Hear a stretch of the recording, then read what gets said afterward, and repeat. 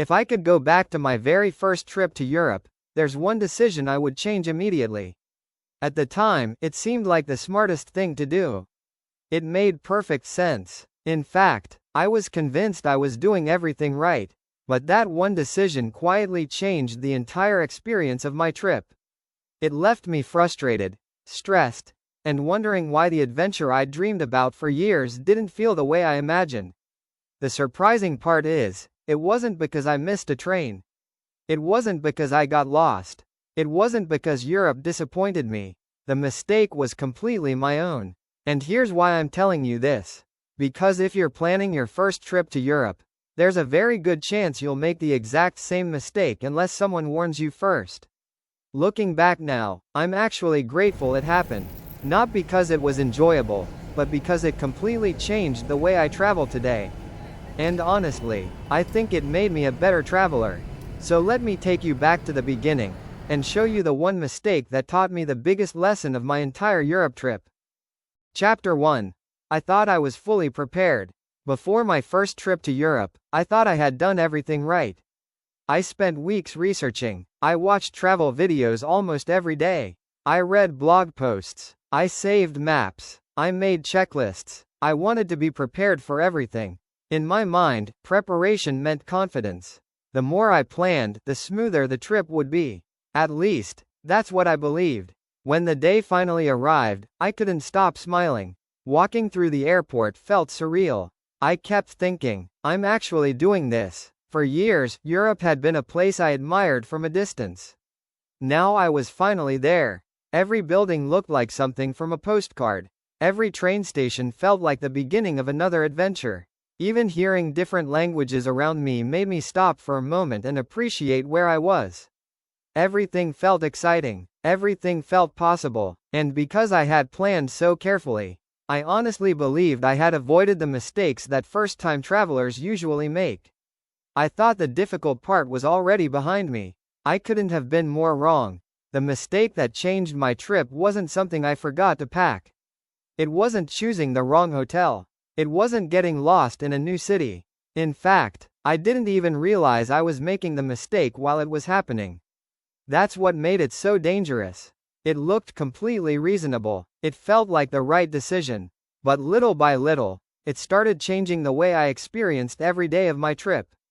Looking back now, I realize the biggest travel mistakes aren't always obvious. Sometimes they're the quiet choices we make without ever questioning them. And that's exactly what happened to me.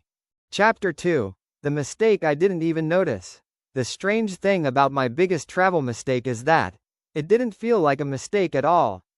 In fact, I thought I was being responsible. From the moment I arrived in Europe, I had a plan for almost everything.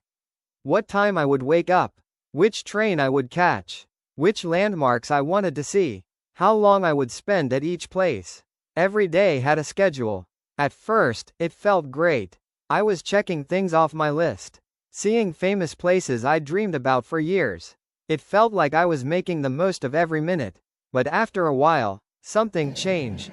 Instead of enjoying where I was, I started worrying about where I needed to be next. While standing in one beautiful place, I was already thinking about the next one. I'd look at my watch, check my phone, double-check train times. I wasn't fully present anymore. One afternoon, I found myself in a beautiful European square. People were sitting outside cafes. A musician was playing nearby. The atmosphere was peaceful. It should have been one of those unforgettable travel moments. But instead of taking it all in, I was thinking, if I stay here another 15 minutes, I'll fall behind schedule. That's when I realized something wasn't right. I had traveled all this way, only to spend my time chasing my itinerary instead of experiencing the journey.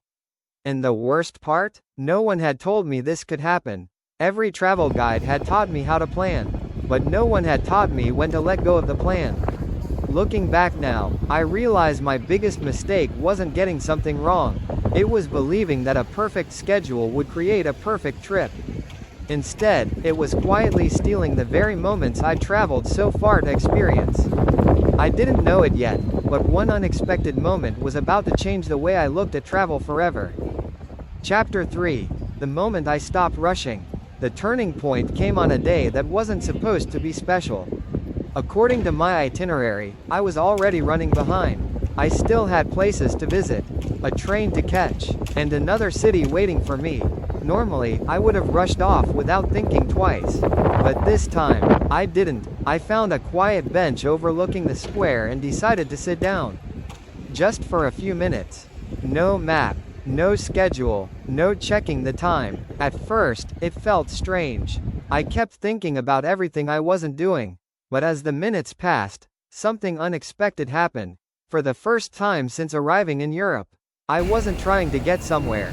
I was simply enjoying where I already was. I watched people laugh with friends.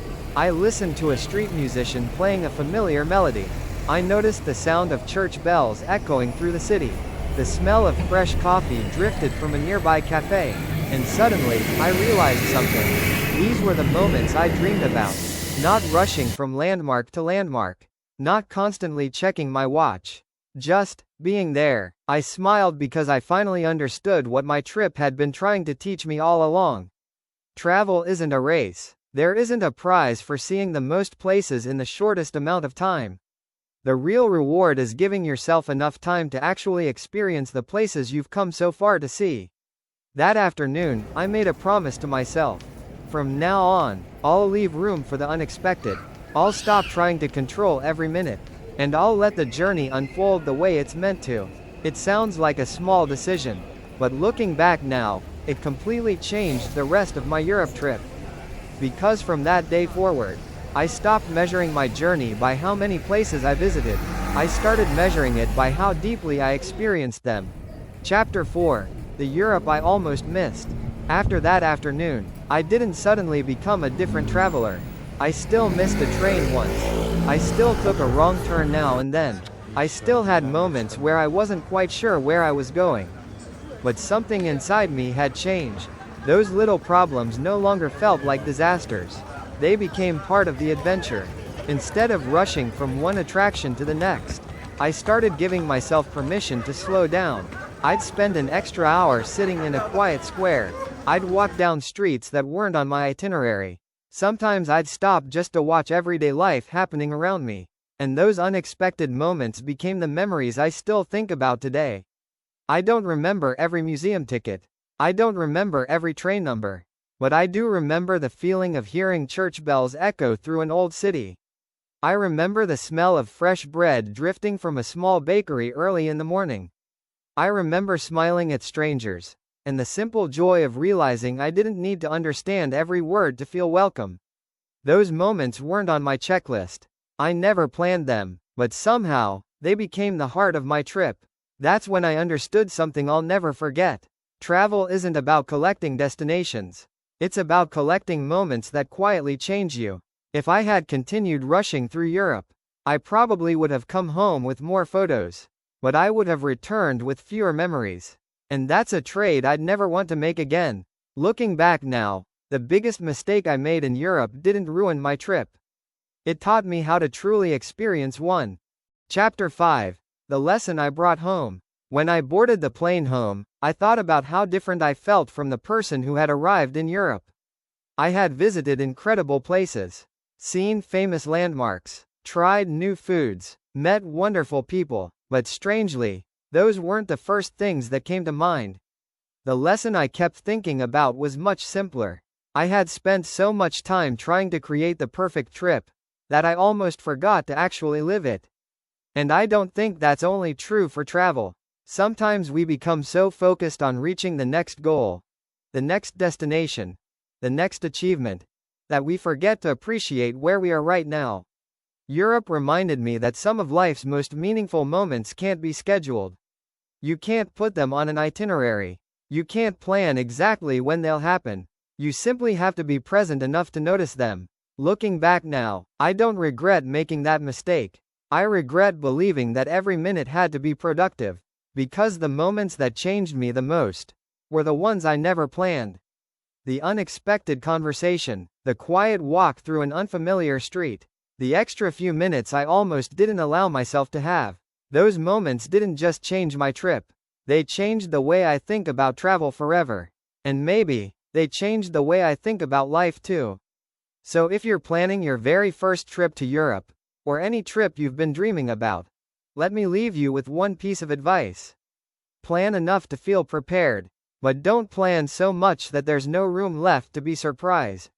Leave space for the unexpected. Sit a little longer at that cafe. Take the slower walk. Listen to the street musician. Watch the sunset instead of checking your watch. Because years from now, you probably won't remember every item on your itinerary. But you'll remember how a place made you feel. And in the end, that's what travel is really about. I thought my biggest mistake in Europe would become my biggest regret. Instead, it became my greatest lesson. And for that, I'll always be grateful. Ending. When I first arrived in Europe, I thought the goal was to see as much as possible. Now I realize, the real goal was to experience as much as possible. Those are two very different things. The landmarks were incredible, the cities were beautiful, but the memories I treasure most aren't the ones I carefully planned. They're the unexpected moments that happened when I finally stopped rushing. That mistake taught me something I'll carry with me for the rest of my life. Not just when I travel, but in the way I choose to live. Sometimes we're so focused on what's next, that we miss what's happening right in front of us. Whether you're planning your first trip to Europe, or working toward a dream you've had for years, I hope you'll remember this. Prepare well, dream big, but leave room for the unexpected. Some of life's greatest moments aren't scheduled, they're discovered, and sometimes, the biggest mistake you think you've made becomes the lesson you're most thankful for. Thank you so much for joining me on another journey. If this story reminded you to slow down, be present, or see travel in a different way, I'd love to know. What's one unforgettable moment in your life that happened completely by accident? Share it in the comments. I genuinely enjoy reading your stories because they remind us that the best journeys are rarely perfect. And if you enjoy honest travel stories that go beyond the destinations and explore the lessons they leave behind, I'd love to have you join the Travel Wander community. Subscribe, and come back next week because I have another true story from my first Europe trip. One that completely changed the way I think about exploring the world. Until then, travel with curiosity, travel with patience, and most importantly, don't just collect places, collect moments. I'll see you in the next adventure.